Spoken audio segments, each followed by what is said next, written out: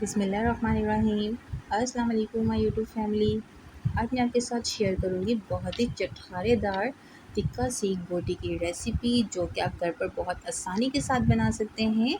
अगर आपके पास perfect recipe नहीं होगी ना, तो आपको काफ़ी मुश्किल पेश आ जाएगी। इसलिए आप मेरी रेसिपी को फॉलो कीजिएगा। आपसे बहुत नरम और जूसी ये बोटियाँ बनकर घर पर ही तैयार हो जाएंगी। तो आपने क्या करना है, वीडियो को एंड तक देखना है। वीडियो स्टार्ट करने से पहले अगर आपको वीडियो पसंद आए तो वीडियो को लाइक और शेयर करना मत भूलिएगा, और मेरे चैनल कुकिंग विद चंदा को सब्सक्राइब भी कर लीजिएगा। बेल नोटिफिकेशन को भी ऑन कीजिएगा, ताकि आप लोगों को मेरी हर आने वाली न्यू वीडियो की नोटिफिकेशन बहुत आसानी से मिल जाए।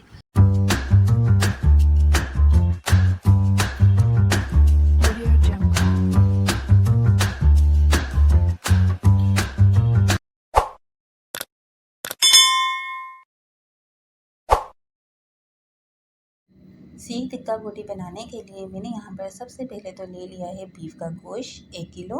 इसको अच्छे से धो के साफ़ कर लिया है और इसकी इस तरह से नॉर्मल साइज़ की बोटियाँ बनानी हैं। बस आपने इसकी बाइट साइज़ पीसीस कर लेने हैं, बहुत ज़्यादा बड़े भी नहीं और बहुत ज़्यादा छोटे भी नहीं। अगर आपके पास टाइम ज़्यादा है तो आप इससे बड़ी बोटियाँ भी बना सकते हैं, बस उसको पकने में थोड़ा टाइम ज़्यादा लगता है। मज़ीद हम इसमें ऐड करेंगे कुछ पाउडर मसाले, जो कि यूँ हैं नमक 1 टीस्पून, कचरी पाउडर 1 टेबल स्पून भरकर। कचरी पाउडर नहीं है तो इसकी जगह पर आप कच्चे पपीते का पेस्ट 2 टेबल स्पून भी ऐड कर सकते हैं। चिली फ्लेक्स ऐड करेंगे हाफ़ टी स्पून।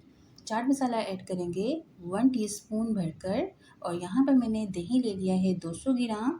मज़ीद इसमें ऐड करेंगे टिक्का मसाला 4 टेबल स्पून भरकर। अगर आपके पास टिक्का मसाला नहीं है तो आप इसकी जगह पर घर के जो बेसिक मसाले हैं ना, वो ऐड कर दीजिएगा। जैसे आ गया धनिया पाउडर, रेड चिली पाउडर, ज़ीरा पाउडर, थोड़ी सी अजवाइन और थोड़ी सी टाटरी। टाटरी नहीं है तो उसकी जगह पर लेमन जूस ले लीजिएगा। बस ये चीज़ें डाल दीजिएगा, फिर आपको टिक्का मसाला डालने की ज़रूरत नहीं पड़ेगी। तो ये सब चीज़ें ऐड करने के बाद इसमें ऐड करूँगी 1 टेबल स्पून भरकर अदरक, लहसुन और हरी मिर्ची का पेस्ट, और इसको अच्छे से हमने करना है मिक्स। अब हम इसको मैरिनेट करके रखेंगे तकरीबन 6 से 8 घंटे के लिए।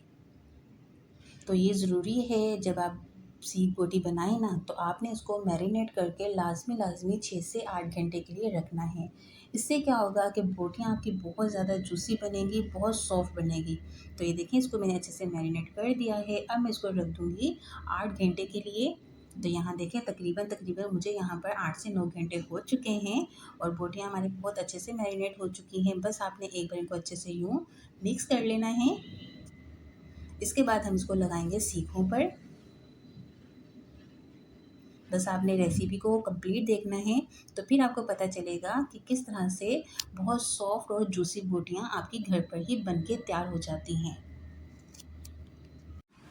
अब ये तमाम बोटियाँ हम लगाएंगे सीखों पर। तो सीखों पर लगाने का तरीका ये रहेगा कि जितना आपका सिगड़ी का साइज़ है, बस आपने उतनी ही बोटियाँ सीखों पर लगानी है। मेरी सिगड़ी थोड़ी छोटी है, तो इसलिए मैं यहाँ पर 5-5 बोटियाँ एक सीख के अंदर लगाऊंगी। अगर आपकी सिगड़ी बड़ी है तो आप इसमें मज़ीद 6, 7, 8 जितनी भी बोटियाँ लगाना चाहें आप लगा लीजिएगा। बस इस तरह से हमने सारी बोटियाँ सीख के अंदर लगा लेनी है, और थोड़ा सा बीच में गैप छोड़ेंगे। इससे क्या होगा कि बोटियाँ हमारी बहुत अच्छे से सीख जाएंगी। ये देखें, एक सीख तैयार हो गई है।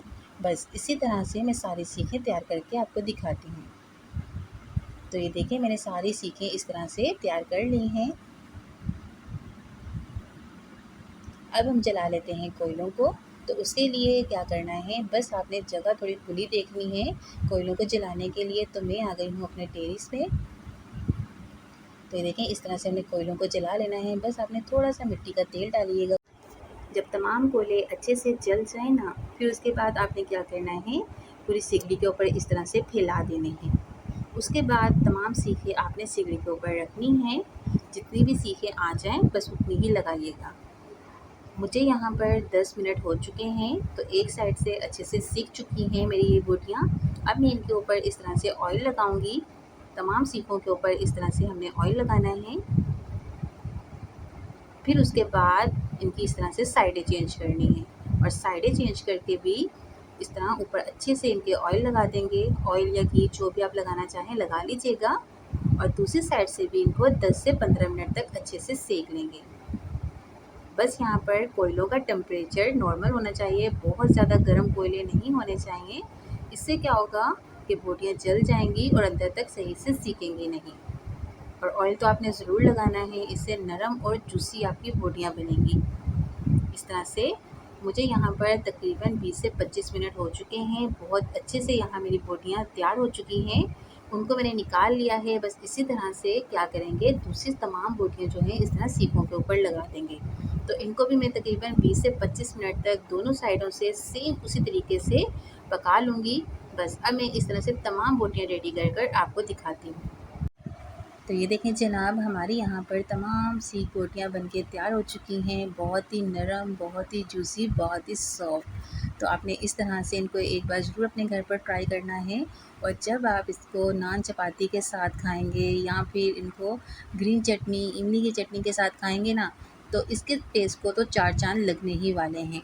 अगर आपको आज की मेरी ये रेसिपी पसंद आई है तो मुझे लाज़मी एक कमेंट्स कीजिएगा, वीडियो को लाइक कीजिएगा और वीडियो को फ्रेंड्स एंड फैमिली में ज़रूर शेयर कीजिएगा।